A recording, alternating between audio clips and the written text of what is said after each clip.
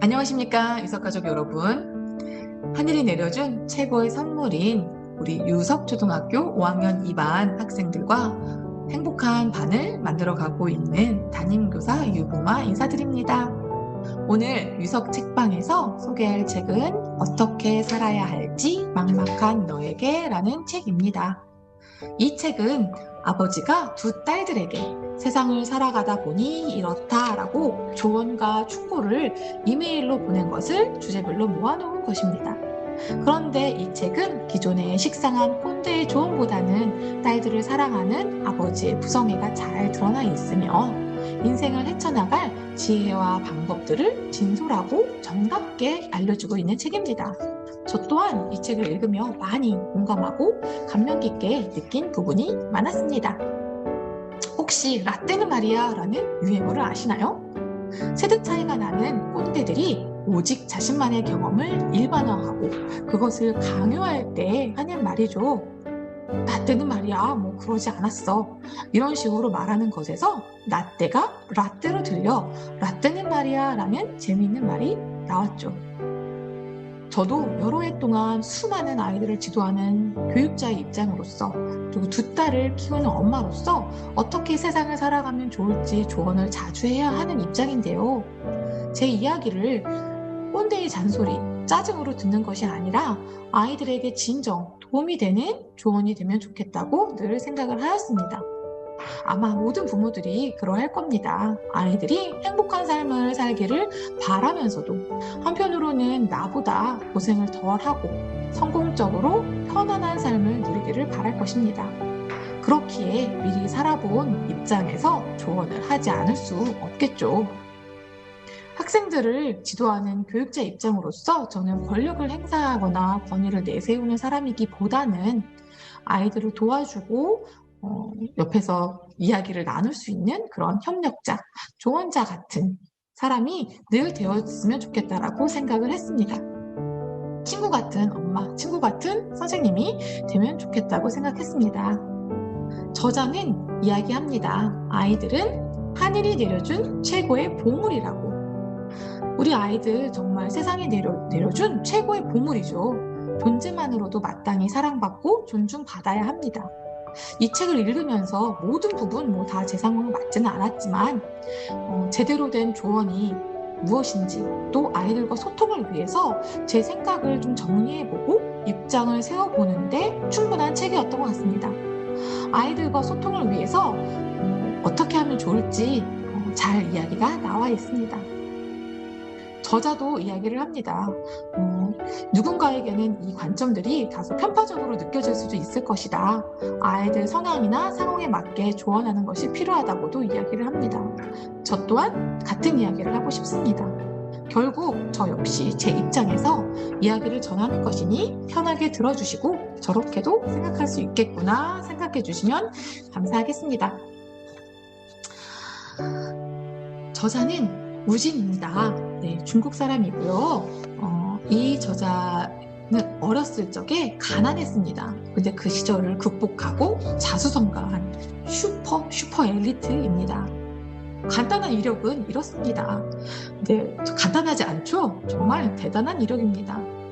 두 딸 중 한 명은 MIT에서 석사와 박사를 마치고 좋은 직장에 다니도록 키워냅니다.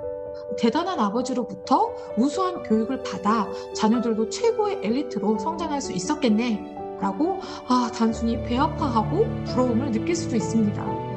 이 책을 그냥 흑수저에서 대단히 성공한 사람의 이야기를 담은 보통의 성공학 책으로만 생각이 되고 위화감도 느끼고 희망 고문이라고 생각이 되며 거부감도 생길 수 있겠습니다.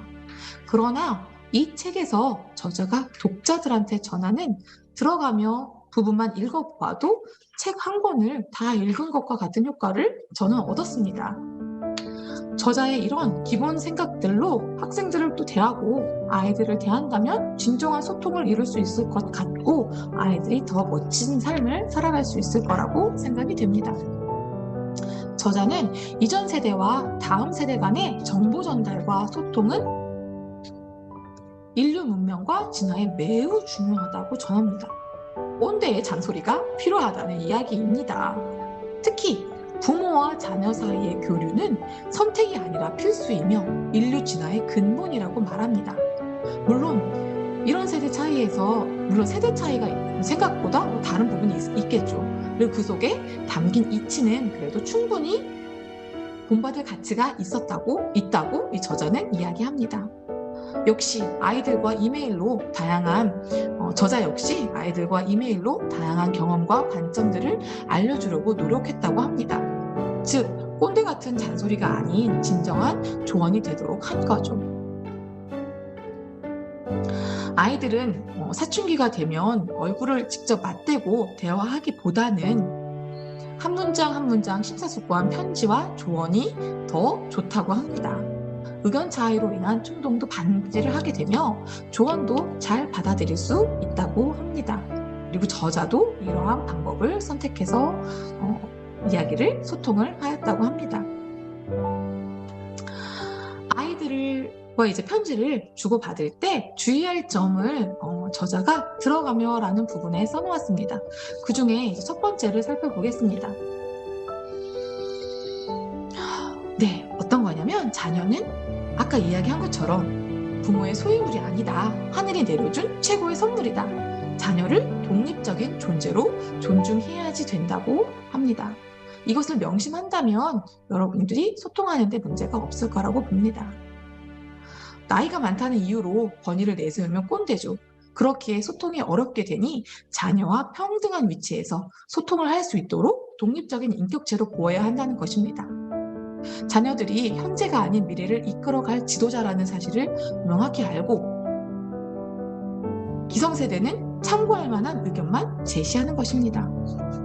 낡은 사고만으로는 교육한다면 최악의 교육이 되겠습니다. 두 번째 유의점은요, 자녀에게 부모가 못다 이룬 꿈을 이루기 위한 존재가 아니다라는 것입니다. 특히 부모 자신도 해내지 못한 일을 하도록 강요해서는 안 됩니다. 자녀 앞에서는 천마디의 말보다는 한 번의 행동으로 모범을 보여야 됩니다. 버릇없고 말 안 듣는 아이 뒤에는 교양 없는 부모가 있습니다. 그렇기에 우리는 바른 행동, 바른 언행으로 아이들을 바르게 가르쳐야 되겠습니다. 세 번째 유의점은 자녀들은 각자 성향, 상황이 다 다르다고 이야기를 합니다. 그러므로 절대적으로 옳고 그른 조언은 없다. 같은 일도 사람마다 해결하는 방식이 다르다. 그러므로 성향과 상황에 따라 관점과 조언을 달리 해야지 된다고 합니다. 마지막 유의점은 소통은 쌍방향에서 이루어져야 된다고 합니다. 때로는 조언보다 경청이 더 중요합니다. 들어줘야지 되겠죠. 아이들의 이야기를. 어떤 문제가 있어도 자녀들의 생각이 가끔은 훨씬 합리적이고 기발할 때도 있다고 합니다. 그래서 저자도 역시 딸들과 소통하는 과정에서 종종 새로운 지식과 생각을 습득한다고 합니다. 저 역시 우리 아이들을 지도하며 가르치며 늘 아이들의 생각에 새로운 생각과 사고에 감탄하고 놀랍기도 하며 새로운 것들을 종종 배우게 됩니다. 이 책은 6장의 큰 주제로 묶여져 있거든요. 간단하게 훑어보도록 하겠습니다. 첫 번째 장은 인생을 대하는 태도이며 어떻게 살아야 할지 막막한 너에게 라는 주제로 편지를 보낸 것입니다. 그 중에서 긍정적인 태도가 가장 중요하다. 행복의 유래에 대해서 최고의 적은 최고다. 좋은 습관과 성공한 인생을 만든다라는 내용들이 담겨져 있습니다. 두 번째 장은 세상을 대하는 태도이며 세상의 첫 발을 내딛는 너에게 보내는 편지입니다. 그리고 인생의 큰 그림을 그려라. 인생을 구체적으로 계획하라. 교육은 운명을 바꾼다. 저는 교육자의 입장이기 때문에 이 부분이 특히 감명 깊었거든요. 그리고 좋은 사람이 되어라. 이 부분도 정말 이 책의 핵심이지 않을까라고 생각이 됩니다. 좋은 사람이 되는 것은 꼭 필요한 부분인 것 같습니다. 세 번째 장은 돈을 대하는 태도고 경제적으로 홀로서기를 준비하는 너에게라는 이야기로 이제 시작이 되거든요. 그런데 저는 돈에 대해서 사실 잘 모릅니다. 그래서 여기에선 좀 어렵더라고요, 다소. 주식에 대한 거, 뭐 투자에 대한 거, 뭐 다양한 것들이 나오지만 요즘 세대들 아이들한테는 분명히 필요한 그런 교육이라고 생각이 됩니다. 낭비도 문제지만 지나치게 아끼는 것도 문제다. 제 시절에는 아껴야 된다, 모아야 된다, 저축해야 된다라는 이야기가 많이 나오지만 요즘은 또 그런 내용들이 아니죠. 돈을 의미 있게 사용하는 방법, 올바르게 쓰고 돈을 버는 능력을 키워야 되는 것, 그리고 돈에 대한 관념도 필요하다고 생각이 듭니다. 그래서 요즘은 경제교육도 중요한 교육 중에 하나를 차지하고 있습니다. 네 번째 장은 사람을 대하는 태도이고 관계가 어려운 너에게 보내는 편지입니다. 좋은 친구는 인생의 큰 자산이다. 다양한 사람들과 어울려라. 소통의 목적은 무엇인지, 그래서 사람들과 어떻게 하면 잘 어울릴 수 있는지에 대한 내용들이 나오고 이 부분이 정말 필요한 내용들입니다. 다섯째 장은 문제를 대하는 태도이며 삶의 문제에 직면한 너에게라는 주제로 편지가 쓰여져 있습니다. 신은 바보 같은 사람을 더 좋아한다. 일상의 질문을 해결하는 과학적 방법, 그래서 학술 논문적으로 어떻게 접근을 해야 되는지, 비문학 명작에서 얻을 수 있는 것들, 그래서 명작 소설을 우리가 왜 읽나, 고전 소설을 우리가 왜 읽나, 고전 문학을 왜 읽고 있나 라는 것에 대해서 명확한 답을 얻을 수 있습니다. 진짜 쓸모는 이거죠. 수학의 진짜 쓸모. 과연 우리가 수학을 왜 배워야 하나? 부모님들이 대답 못한 걸 이 저자는 명확하게 대답을 해주고 있습니다. 6장 마지막은 문제를 대하는 태도입니다. 삶의 문제에 직면한 너에게라는 주제로 편지를 쓰고 있습니다. 네, 언제나 더 좋은 방법을 찾아라. 리더의 조건, 능동적인 태도로 일하라. 우선순위를 정하고 중요한 일을 먼저 해라 라는 다양한 주제들로 우리가 어떤 문제들과 이제 직면했을 때 어떻게 해결할 수 있는지에 대해서 명쾌하게 좀 제시를 하고 있습니다. 그 중에서 이제 1장 인생을 대하는 태도에 대해서 살펴볼 건데요. 몇 가지만 좀 짚어보도록 하겠습니다. 이 중에서 이제 편지를 쓰게 된 이유가 나오는데요. 첫 번째 장에서 이제 좋은 습관이 성공한 인생을 만든다라고 하고 저자가 딸한테 이야기를 합니다. 딸 멍아가 여름방학 때 몇몇 회사 인턴으로 지원을 했는데 처음 면접 본 두 곳의 결과가 좋지 않아 아버지와 통화를 하며 최근 운이 따르지 않는다고 불평하며 자신의 운명을 탓한 것에 대한 아버지의 위로와 당부를 전하고자 쓴 편지라고 합니다. 시작은 운명이라는 다소 철학적인 주제로 이야기를 해보겠다라면서 시작이 됩니다. 운명은 무엇으로 결정되는지에 대해서도 이야기를 하게 되는데요. 생물학자 입장으로서는 유전자가 운명을 결정한다고 볼 수 있습니다. 그러면서 이제 다양한 이야기들이 나오는데 이 사람들은 사회적 동물이고 이 생물학적 유전자 외에 운명을 결정하는 또 다른 유전자가 존재한다고 합니다. 이 유전자는 인생의 초반에 결정이 된다고 하고요. 그렇기 때문에 운명은 작은 습관과 행위들로 모여서 이제 결정짓는다고 합니다. 어떤 이야기냐면 수학 내용을 간단하다는 이유로 이제 풀이 과정을 생략을 해요. 아니면 서둘러 문제를 푸느라 글씨를 대충 쓰는 경우도 있어요. 그러다 보면은 이제 학년이 올라가 복잡한 문제를 풀게 되면 이 풀이 과정을 생각 못해 계속 실수를 하는 경우가 생기겠죠. 또는 자기 글씨를 알아보지 못해서 O를 쓴 것을 3으로 착각하는 그런 과정들이 있을 수 있습니다. 그러면 이렇게 지속적으로 작은 습관, 좋지 못한 습관으로 아무리 노력해도 좋은 성적을 받지 못하게 되는 운명을 맞닥뜨리게 되겠죠. 좋은 습관은 성공한 인생을 만든다라고 이야기를 합니다. 영국의 수상이었던 마가린 대처가 이러한 유전자를 정확히 간파한 인물이었고 그녀는 이런 말을 남겼다고 합니다.